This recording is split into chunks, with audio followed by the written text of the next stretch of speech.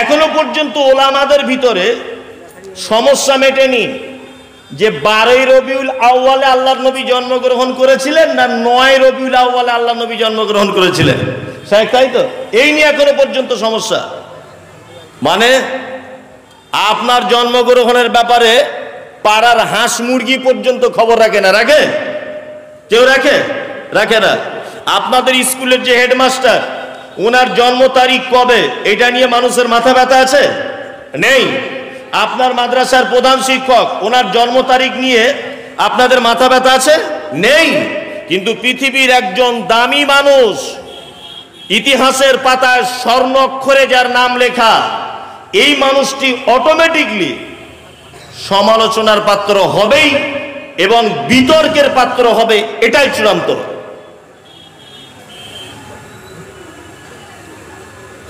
সারা পৃথিবীর কেউ জানতে পারলো না, কথাটা একটু অন্য লাইনে বলছি, পৃথিবীর কেউ জানতে পারলো না হযরত মুহাম্মদ সাল্লাল্লাহু আলাইহি সাল্লাম পৃথিবী ছেড়ে চলে যাওয়ার পরে আবু বকর, ওমর, উসমান, আলী এরা আল্লাহ নবীকে বেশি ভালোবাসতেন না আপনারা বেশি ভালোবাসেন? কোনটা কোনটা? আপনারা আল্লাহ নবীকে বেশি ভালোবাসেন না আবু বকর, ওমর, উসমান বেশি ভালোবাসতেন? আবু বকর, ওমর, উসমান বেশি ভালোবাসতেন। তা ওনারা ব্যাপারটা বুঝে যেতে পারেননি যে কোন তারিখে জন্মগ্রহণ করেছেন আর কোন তারিখে মিলাদুন নবী করতে হবে, কোন তারিখে অনুষ্ঠান করতে হবে, ওনারা কেউ করে যাননি। চারজনা কেউ জানেন না, অন্যান্য সাহাবীরা কেউ জানেন না, তাবি মুহাদ্দিসগণ কেউ জানেন না, কোন ইমামগণ জানতে পারেননি। বর্তমানে কিছু হুজুর এটা জানতে পেরে গেছে। কি হয়েছে বুঝতে পারছেন না? কিছু হুজুরেরা জানতে পেরে গেছে। আপনাকে যুক্তি দিয়েও যদি আমি বুঝিয়ে দিই তবু আপনি আমার কাছে যুক্তিতেও আসতে পারবেন না। এটা তো হাদিস কোরআনে নেই। যুক্তিটা এবারে আপনাকে বলছি, ভালো করে শুনুন। আমি কিন্তু এখনো বক্তব্য শুরু করিনি, করব, সবে স্টার্ট করেছি। এখন ধৈর্য ধরে বসুন, অনেক কথা বলবো বলে এসেছি, একটা একটা করে বলবো। তাদের দাবি হচ্ছে যে 12ই রবিউল আউয়ালে আল্লাহ নবী জন্মগ্রহণ করেছেন, 12 রবিউল আউয়ালেই আল্লাহ নবী সাল্লাল্লাহু আলাইহি ওয়াসাল্লাম মৃত্যুবরণ করেছেন। এটাই তো তাদের দাবি। হ্যাঁ, এবার আপনি বলুন, আচ্ছা আপনার সংসারে আপনার আব্বা আছে, আপনার মা আছে, আপনার বেটা, আপনার বেটি, আপনার স্ত্রী। আচ্ছা বলুন তো দেখি, আপনি সব থেকে কাকে বেশি ভালোবাসেন? বলতে পারবেন? ধরে নেন আপনার সন্তান হয়নি, দুনিয়াবি ভালোবাসার দিক দিয়ে আপনি আপনার স্ত্রীকে বেশি ভালোবাসেন। সন্তান যখন হয়নি, বাপ মায়ের থেকে স্ত্রীকে বেশি ভালোবাসেন আপনি, ভালো কথা। আচ্ছা আপনার স্ত্রী যখন বেঁচে ছিল তখন আপনি প্রত্যেক বছর বিবাহ বার্ষিকী উদযাপন করতেন। ধরে নেন বিবাহ বার্ষিকী করে না, এখন মুসলমানদের কিছু টাকা হয়েছে, বিভিন্ন রেস্টুরেন্টে গিয়ে, বিভিন্ন জায়গায় গিয়ে ওই আপনার দুটো ধূপ মোমবাতি জ্বালিয়ে একটা বড় কেক কেটে, হ্যাঁ সব করে না, হ্যাপি ম্যারেজ ডে করে না, করছে। আপনার স্ত্রীকে বিবাহ করেছিলেন 13ই কার্তিক, বাংলা 13ই কার্তিক। পৃথিবীর সব থেকে এই মুহূর্তে ভালোবাসা মানুষ আপনার স্ত্রী। আপনার স্ত্রী 13ই কার্তিকে মারা গেলেন, 13ই কার্তিকে মারা গেলেন, ধরে নেন সব থেকে ভালোবাসা মানুষ মারা গেলেন। আচ্ছা বলুন, প্রত্যেক বছর 13ই কার্তিকে আপনি মোমবাতি দিয়ে হ্যাপি ম্যারেজ ডে মানাবেন না সে মারা গেছে বলে শোক প্রকাশ করবেন? কোনটা? বুঝে উত্তর দেন। এরা কিছুই কথা বুঝে না। আপনি শোক প্রকাশ করবেন না হ্যাপি ম্যারেজ ডে বন্ধু বান্ধবদেরকে নিয়ে মদ খাবেন আর আপনি গান বাজাবেন? কোনটা? আপনি যদি অরিজিনাল ভালোবাসেন তাহলে অবশ্যই আপনার চোখ দিয়ে সেদিন পানি চলে আসবে, ইস আজকেই শেফালি এই ডেটেই মারা গিয়েছিল। এটা আপনার হবে কি হবে না? চোখ দিয়ে পানি চলে আসবে, রাতে ঘুম হবে না। তা আল্লাহ নবী সাল্লাল্লাহু আলাইহি ওয়াসাল্লামকে এত ভালোবাসেন, এত ভালোবাসেন, এত ভালোবাসেন, লোকটা এসেছে বলে তুমি গ্রামে অনুষ্ঠান করছো, ঈদে মিলাদুন নবী পালন করছো, সব ঠিক আছে। তা লোকটা তো এই দিনেই পৃথিবী ছেড়ে চলে গেল, তো এই দুঃখ প্রকাশ করবে কারা? এই দুঃখটা প্রকাশ করবে কারা? জি, মুহাম্মদ সাল্লাল্লাহু আলাইহি সাল্লাম বিতর্কিত মানুষ নন, ওনাকে বিতর্কিত ম্যান হিসাবে তৈরি করা হয়েছে পৃথিবীতে। উনি নিজে বিতর্কিত মানুষ নন, ওনাকে নিয়ে বিতর্ক সৃষ্টি করা হয়েছে। তা লোকমান হাকিমের ব্যাপারে বলছিলাম, এই লোকমান হাকিম লোকটা এমন, এনাকে নিয়ে অনেক বিতর্ক আছে। ইকরিমা থেকে একটা বর্ণনা পাওয়া যায়, উনি বলছেন যে লোকমান হাকিম নবী ছিলেন, তবে সমস্ত মুহাদ্দিস এবং মুফাসসিরগণ ইকরিমার এই বর্ণনাটা দুর্বল বলে আখ্যায়িত করেছেন, যে বর্ণনা ঠিক নয়। উনি নবী ছিলেন না, উনি ছিলেন হাকিম, প্রজ্ঞাময়, খুব জ্ঞানী বিচক্ষণ মানুষ ছিলেন, উনি নবী ছিলেন না। হাকিম মানে এটা বুঝবেন না যে হেকিমি চিকিৎসা করতেন, এটা বুঝবেন না জানো। হাকিম উনি জ্ঞানী ছিলেন, মারাত্মক জ্ঞানী ছিলেন। ওনার বাড়ি ছিল আফ্রিকার হাবসা শহরে, ওনার জন্মগ্রহণ। উনি পেশায় ছিলেন একজন কাঠের মিস্ত্রি, তবে উনি হালাল রুজির ব্যাপারে খুব সতর্কতা অবলম্বন করতেন, খুব সতর্কতা। এবং উনি খুব যখন ছোট 10 থেকে 12 বছর বয়স, উনি ছাগল চড়াতেন মাঠে, খুব পছন্দের সঙ্গে, খুব পছন্দ করতেন ছাগল চড়াতে। উনি একদিন মসজিদের ভিতরে বসে আছেন, লোকটা সম্পর্কে দুটো একটা কথা বলে দিই, তারপরে কোরআনের আয়াত দিয়ে শুরু করব। মসজিদের ভিতরে বসে আছেন, ওনার এক বাল্যবেলার বন্ধু মসজিদের ভিতরে প্রবেশ করলেন। দেখা হয়েছে ডিস্টেন্স ধরে নেন 15 বছরের পর। তো এই বন্ধুটা মসজিদের ভিতরে গিয়ে বলছে, এই ভাই তোমার নাম লোকমান তো? বলছে হ্যাঁ আমার নাম লোকমান। বলছে তুমি তো আগে আমার সঙ্গে ছাগল চড়াতে? বলছে হ্যাঁ চড়াতাম। বলছে তাহলে তুমি এত বড় আলেম কি করে হলে, এত বড় জ্ঞানী কি করে হলে, তোমার কথা মসজিদে সব লোক বসে বসে শুনছে? তখন লোকমান হাকিম দুটো কথা বললেন, দুটো। এক, বন্ধু ছাগল চড়ানোর সাথী তুমি আমার, তোমার কাছে আমার দুটো উপদেশ থাকলো। এক, সদা সর্বদা সত্য কথা বলিও। দুই, আশার ক্রিয়াকলাপ থেকে, অসার ক্রিয়াকলাপ থেকে দূরে থাকবে। তার মানে অহেতুক কথাবার্তা বলবে না, তাহলে দেখবে উপর থেকে সহযোগিতা আসবে, উপরের সহযোগিতা পাওয়ার পরেই তুমি একজন জ্ঞানী মানুষ হিসেবে সমাজের কাছে বিবেচিত হবে। তাহলে জ্ঞানী হতে গেলে, বেশি করে জ্ঞান অর্জন করতে গেলে, হাকিম হতে গেলে কিসের প্রয়োজন হয়? এক, নীরবতা পালন করতে হয়, বেশি কথা বলা যায় না।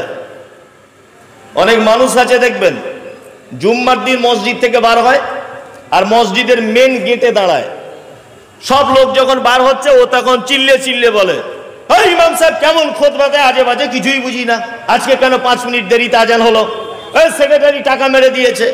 আর কিছু লোক পাশ থেকে বলছে, গ্রামের মধ্যে এই লোকটাই হচ্ছে হকপন্থী লোক, সামনাসামনি বলে যা বলে, আসলে ও হকপন্থী নয়, ও হচ্ছে গয়াকার ভয়াকার মানুষ, ও হচ্ছে গাধা, ও জ্ঞানী লোক নয়। জ্ঞানী লোকের কাজ হচ্ছে চুপ করে জ্ঞান অর্জন করবে, আর নিরক্ষর বদমাইশ খারাপ লোকের কাজ হচ্ছে ভাত ভাত ভাত ভাত করে বকবে আর জনগণের কাছে অপমান হবে। এটা হচ্ছে জ্ঞানী লোকের কাজ নয়, এটা অশিক্ষিত লোকের কাজ। ও যদি জ্ঞানী লোক হতো তাহলে ইমাম সাহেবকে পার্সোনাল ভাবে ডেকে বলতো, ভাই এটা যেটা করেছেন একটু ভুল হয়ে গেল না, হ্যাঁ এটা একটু আজানটা 5 মিনিট আগে করলে ভালো হতো না। এইটা জ্ঞানী লোক হলে বলতেন।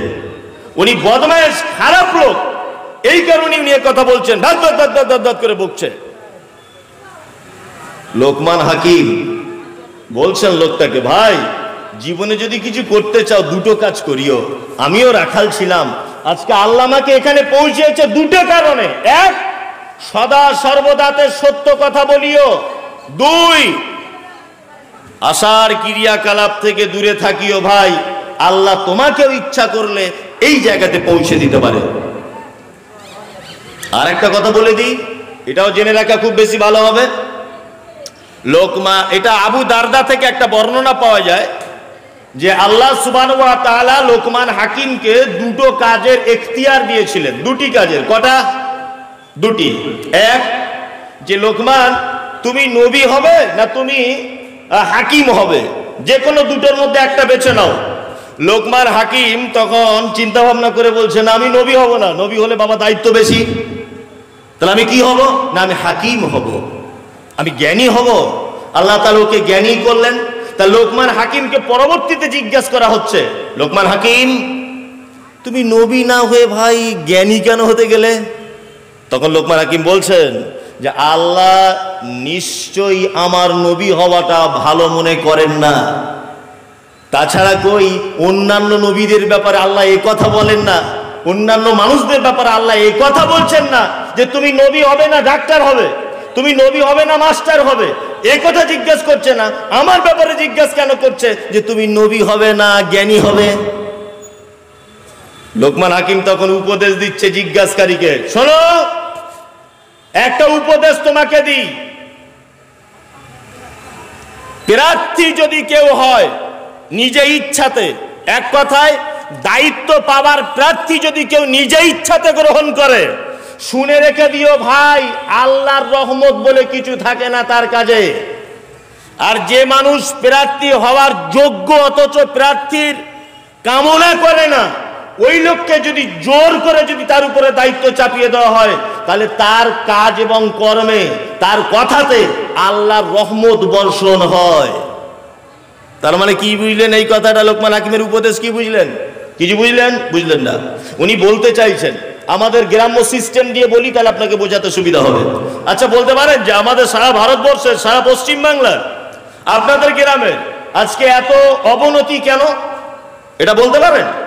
অবনতির একটা কারণ, আমরা যাদেরকে দায়িত্ব দিয়েছি এরা নিজেরা দায়িত্ব অধিকাংশ মানুষ চেয়ে নিয়েছে, নিজে চাইতে না পারলেও 5 জন লোককে ফিট করে বলেছে আমার নামটা প্রস্তাব করবি, আমার নামটা প্রস্তাব করবি, এবারে সেক্রেটারি আমি হব, মাদ্রাসা মসজিদের এবার আমি মোতাল্লি হব। এই পদপ্রার্থী নিজেই। এই জন্য আমাদের কোনো কাজে সাকসেসফুল হয় না। তার একটা কারণ, আমরা নিজেরা প্রার্থী হয়ে চেয়ে দায়িত্ব গ্রহণ করি। নবী মুহাম্মদ রাসূলুল্লাহ সাল্লাল্লাহু আলাইহি ওয়াসাল্লাম বলেছেন, কোন মানুষ যদি তার দায়িত্বকে চেয়ে নিজে যদি গ্রহণ করে, তার দায়িত্ব থাকার কাজের মধ্যে আল্লাহর রহমত হয় না। যদি এমন মানুষকে দায়িত্ব দেওয়া হয় যে দায়িত্বর লোভী নয়, তাহলে তার কর্মের ভিতরে আল্লাহ তাআলার রহমত বর্ষণ হয়। আজকে দেখুন, একেবারে প্রধানমন্ত্রী থেকে রাষ্ট্রপতি থেকে শুরু করে নিয়ে আজকে গ্রাম্য পঞ্চায়েত পর্যন্ত প্রত্যেক মানুষের পিছনে যদি আপনি কলম চালান, দূরবীন নিয়ে যদি দেখেন, প্রত্যেক মানুষ দেখবেন তার দায়িত্বকে চেয়ে নিয়েছে। প্রতিটা মানুষ ভোটে দাঁড়াবা, 5 লাখ টাকা দিব না, তুমি পাবে না, ঠিক আছে ভাই আমি দাঁড়াবো, এবারে এলে 10 লাখ টাকা নিয়ে এলে, দায়িত্ব পেয়ে গেল। এদের কাজে কখনো আশা করা যায় ভালো কিছু? ভালো কিছু আশা করা যায়? ওই জন্য গণতান্ত্রিক পদ্ধতির একটা সব থেকে বড় অন্যায় হলো এই যে দায়িত্ব চেয়ে নিয়ে নিজে দায়িত্বে রক্ষা করতে পারে না। এখানে সবাই দায়িত্ব চাইতে পারে, দেখছেন না এমএলএ এমপি মন্ত্রীরা, অশিক্ষিত লোক তাকে মন্ত্রীর দায়িত্ব দিয়ে দিয়েছে। আমি যদি ডাক্তার না হই আর যদি কোনো রুগীকে অপারেশন করার দায়িত্ব নিই, সে রুগী বাঁচবে? বলুন বাঁচবে? আমি ডাক্তারি ব্যাপার কিছুই জানি না, অথচ সেই ব্যাপারে যদি আমি অপারেশনের দায়িত্ব নিই, রুগী বাঁচবে? একটাও রুগী বাঁচবে না। হসপিটাল একদম পুরো শ্মশানে পরিণত হয়ে যাবে। আজকে সমাজ শ্মশান হয়ে যাচ্ছে কেন? যোগ্য মানুষদেরকে দায়িত্ব দেওয়া হয়নি, তারা দায়িত্ব চায়নি, এই জন্য পায়নি। অযোগ্য তারা দায়িত্ব চেয়েছে, তাদেরকে দেওয়া হয়েছে, আল্লাহ রহমত থেকে তারা বঞ্চিত হয়ে গেছে। কি বলছি বুঝতে পারছেন না? আল্লাহর রহমত থেকে তারা বঞ্চিত হয়ে গেছে। এতক্ষণ পর্যন্ত একটু ধারণা দিলাম লোকমান হাকিম লোকটা এরকম ছিলেন, তবে খুব জ্ঞানী লোক ছিলেন। উনি জাতা লোক ছিলেন না, কিন্তু নবী নন, কিন্তু মারাত্মক জ্ঞানী লোক ছিলেন। কত জ্ঞানী ছিলেন আল্লাহ সুবহানাহু ওয়া তাআলার এই কথাটা আপনি বুঝে যান যে এত জ্ঞানী ছিলেন, আল্লাহ তাআলা শেষ পর্যন্ত ওনার নামে পবিত্র আল কোরআনের একটা সূরার নামকরণ করেছেন। এছাড়া আর বিশেষ কিছু চান? এছাড়া আর কিছু চাওয়ার থাকে? কিছুই চাওয়ার থাকে না। আল্লাহ সুবহানাহু ওয়া তাআলা পবিত্র আল কোরআনে সূরা লোকমানের ভিতরে কয়েকটা কথা বলছেন, আমি সেই কয়েকটা কথা বলি, বক্তব্য শেষ করে দেব। এক, আল্লাহ তাআলা বলছেন আলিফ লাম মিম, এটা হচ্ছে আরবিতে বলা হয় হুরুফে মুকাত্তিয়াত, বাংলাতে বলা হয় বিচ্ছিন্ন অক্ষরমালা। পবিত্র আল কোরআনে দেখবেন আলিফ লাম মিম, ত সিন কফ ইয়াসিন, কাফ হা, আইন সোয়াদ, হামিম, এইরকম কয়েকটি সূরার আগে শব্দগুলি আছে না? আছে। আরবিতে বলা হয় হুরুফে মুকাত্তাত, বাংলাতে বলা হয় বিচ্ছিন্ন অক্ষরমালা। এর মানে মতলব কি এটা আল্লাহ ছাড়া কেউ জানে না, আমিও বলতে পারবো না, আপনাদের এলাকার কোনো মাদানী সাহেবও বলতে পারবেন না, কোনো মাদানী সাহেব বলতে পারবেন না। আল্লাহ তাআলা তারপরে বলছেন তিলকা আয়াতুল কিতাবিল হাকিম, এগুলো প্রজ্ঞাময় কিতাবের আয়াত, খুব জ্ঞান সম্পূর্ণ কিতাবের আয়াত। পবিত্র আল কোরআনের থেকে দামি কিতাব, দামি সংবিধান আর কোন সংবিধান আছে? আর একবার কথা বলুন, আছে? নেই।